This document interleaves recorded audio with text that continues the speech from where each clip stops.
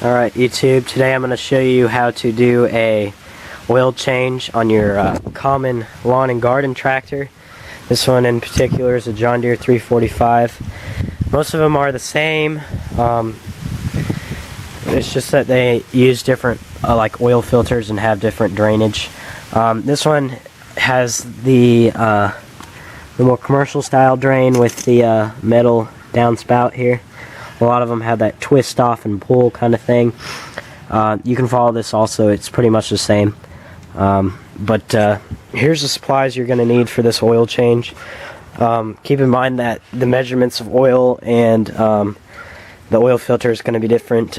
You'll want a few shop rags in case you spill something. For this one you'll need the 10mm wrench. If you have the twist kind, you won't need any wrenches. You'll need a oil filter. This one for this Kawasaki engine is a Fram PH4967. If you need a conversion to Fram or any other type, just tell me your oil filter number, like the John Deere part number, and I can get you the Fram number for it. Next you'll need is some type of oil. Usually it's SAE 30, but you can look in your manual to figure out what kind you need. But SAE 30 is usually the one for above 32 degrees. You'll need some kind of oil catch pan like this, and I would suggest getting some gloves. Alright YouTube, the next thing you'll want to do is if you have a little blowgun like this, you'll want to blow the general area where you'll be working out, just to make it a little cleaner and easier on you, so you don't get as dirty and so you don't get oil into the new oil. So we'll go ahead and do that.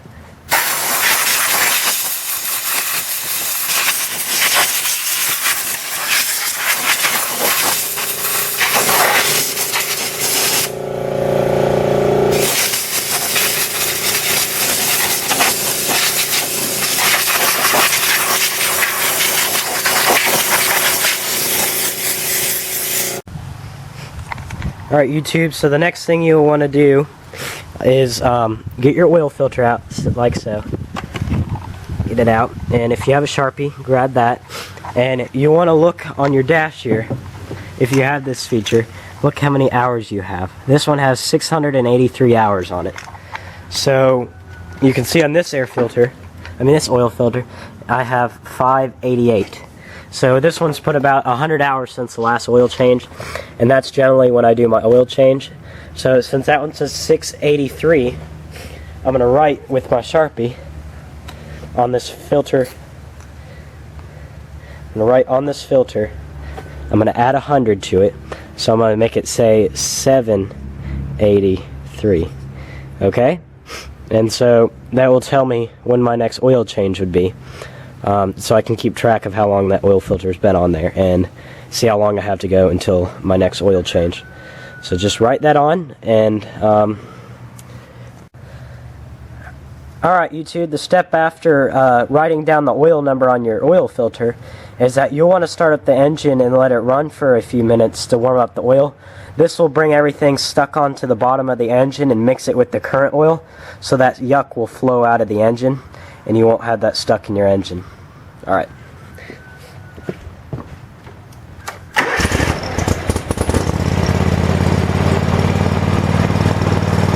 Oh, I'd say let it run for a few minutes. So alright YouTube, once you get that oil warm, you want to start the draining process, which takes a little while. Don't make it so hot that it'll burn you when you warm it up. Just make it a pretty good temperature that it would flow easy. So for this tractor, I first suggest taking this oil cap, loosening it a bit so it'll have release the vacuum from the pressure of the engine. And on this one, there's a little notch. You probably can't see it, but it's a little, it looks like a bolt almost. And this is what allows it to drain out of the oil pan here. So this one you want to give it a tug there and loosen it up, and it allows it to drain.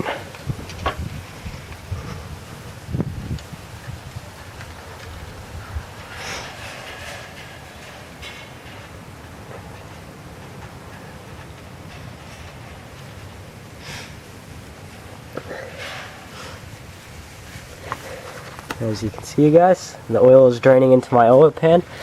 Depending on where your oil drain is, it can be slightly difficult to not get oil everywhere.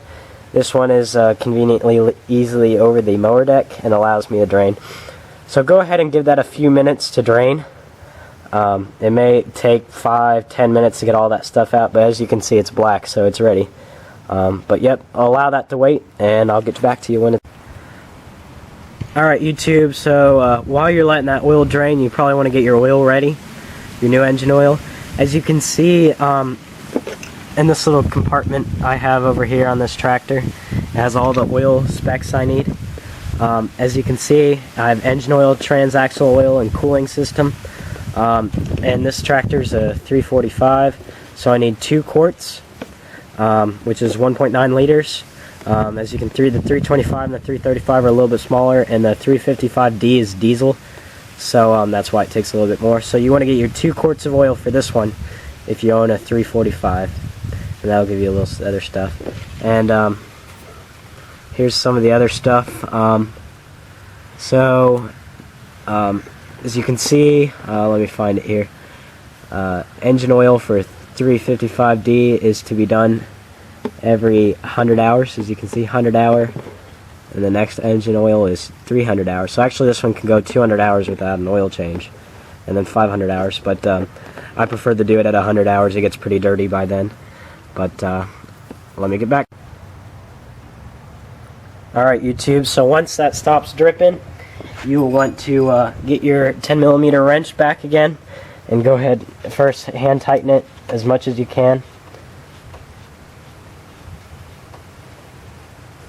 and then get your wrench back on there and snug it up a bit. Not too tight, but you want it tight enough that it's not going to come undone. Okay, so once that's tightened, next you want to move on to the oil filter, and let me get ready for that. Alright, YouTube, the next step is your oil filter. As you can see, Kawasaki engineers must have been sick when they designed the oil filter pull-out. So I've assembled sort of like a little spillway with a cardboard box here to make it fall into my oil catch pan. If you're using a Kohler Command single cylinder, you got it pretty easy, trust me. But so we're going to go ahead and pull this off. Hopefully the last time you did this oil change, or whoever did this oil change, they put it on lightly so you can hand unscrew it, but it shouldn't be loose enough that you can just swing it off. You should put a little bit of effort into pulling it off, so we'll go ahead and do that. Of course, oil is going to spill out of that unless you have a Kohler Command, but that's what that thing is for, the cardboard. So let's go ahead and do that.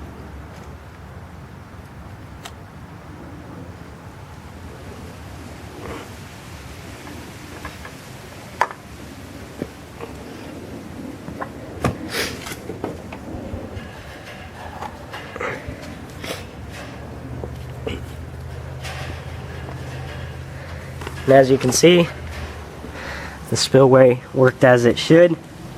Brings the oil right down into my oil pan. And once all that oil, the majority of the oil gets out there, you want to take this cardboard thing back out, pull it out of there, go ahead and throw that out.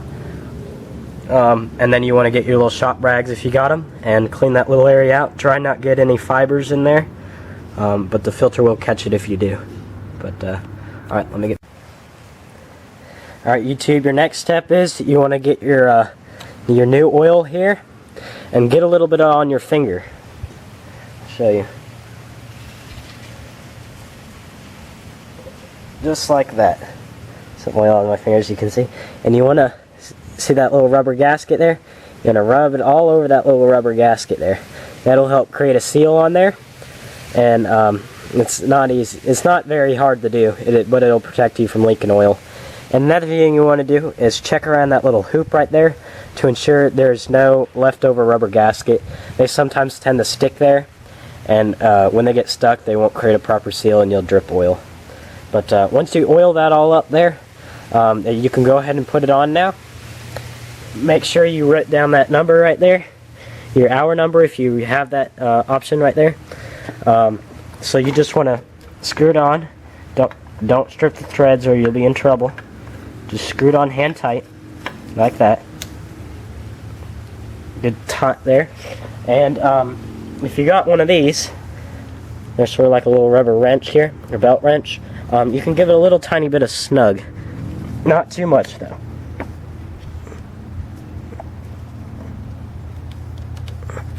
That should be good. Nice and tight on there, but not too tight.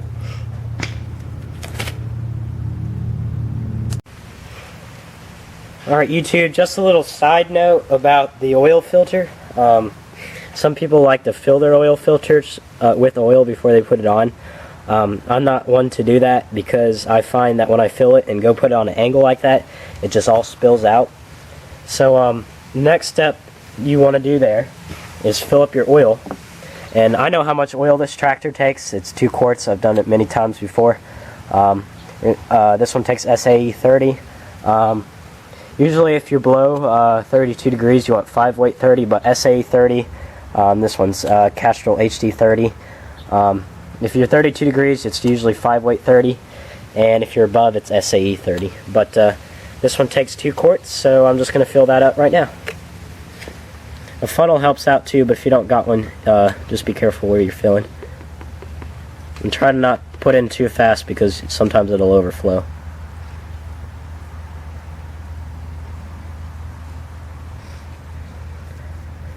As you can see, nice brand new oil.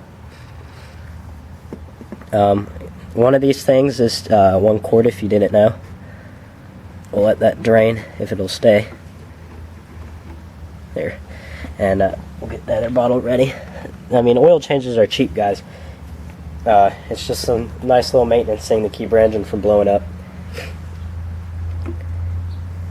Get the last drops out of there. That should be good. And then get our new bottle. And a brand new bottle here.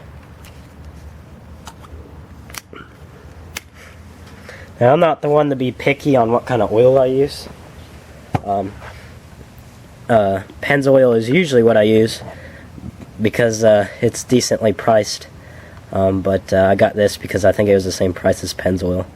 I've used Supertech and all that stuff. I haven't really found a difference. I heard Supertech is made by Shell, but there hasn't been much of a difference between the oils I've used.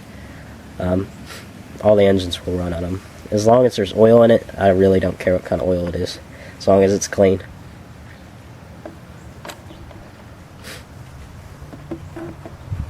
The last little bit of drop in there. Now, if you overflow it, don't be scared because you can just drain a little bit out of there. Just make sure you look at your dipstick before you go to start it. I'd much have it more oil in there than not enough because I can always it'll sometimes burn off the extra stuff. That's better than not having enough because you'll just weld your whole engine together. That's not fun. That's what happened to my other tractor a while back. So you get all those little drops in there like that, and then you're going to screw your cap back on this one. And just a little reminder, you want to recycle your oil. I know there's tons of places that recycle your oil for free. Here where I lived, you get taxed when you buy the oil. That's a recycle tax. It's only like 5 cents a quart. But places like Walmart, AutoZone, all those places will recycle oil for free. I think usually they get paid to get recycle oil anyway from the oil companies. But it's always good to recycle. You don't want to just dump this in your yard or anything. And a lot of times your city dump will take it too. So you can go ahead and shake that sucker off. And then your dipstick over here, you might want to get it a little clean here. Clean that little edge right there and clean this off. And then go ahead and dip it in there. Give it a little twist, a little untwist. As you can see, my oil is full. We'll give it a little second try. Keep in mind that it may be a little bit above the max mark. That's because when they do the measurements there, they account for how much oil is in the oil filter. And once the oil gets into the oil filter, it'll balance it out to where it should be. Because that oil filter will take a little bit of oil to fill it up. But, yep. So that's pretty much the conclusion on doing an oil change on your lawn and garden tractor. Of course, some may vary, once again, how the oil comes out in the oil filter. Some oil filters are a little harder to remove, or in harder places that oil gets all over your engine bay. When you do get engine around your engine bay, try to clean it up as much as you can. Of course, when you go to start it up and it warms up, it might smoke a little bit, but you don't have to worry about that much. It'll burn it off. Just make sure your engine bay is not very dirty. With the leftover engine oil like this, I would suggest buying one of these little canisters here. You can store the oil in that so you don't have to keep back and forth going to places to drop this oil off. I have like 5 of these things, so full of oil, and I just bring them to a recycling center all at once. But see, that wasn't that hard. It's definitely maintenance you want to do. It's just a little time. Maybe took, I don't know, 30 minutes to do. And that'll save you thousands of dollars of engine repair. Keep doing that. And while you're doing it, you might want to look at your other things. If you're liquid cooled, you might want to check your coolant. As you can see, I'm on the low mark, so I might want to add a little bit more. And you might want to blow out your air filter, and now's a good time to do all your little maintenance, depending on how many hours your tractor has. But if you're scared doing this, you'll be fine doing it. Just make sure you put in enough oil. That's all I have to say. And if you need help figuring it out, go ahead and comment below, and I'll be glad to help you. But it's easy, guys. Easy squeezy. Thanks for watching. Comment, rate, subscribe, and I hope you enjoyed this video.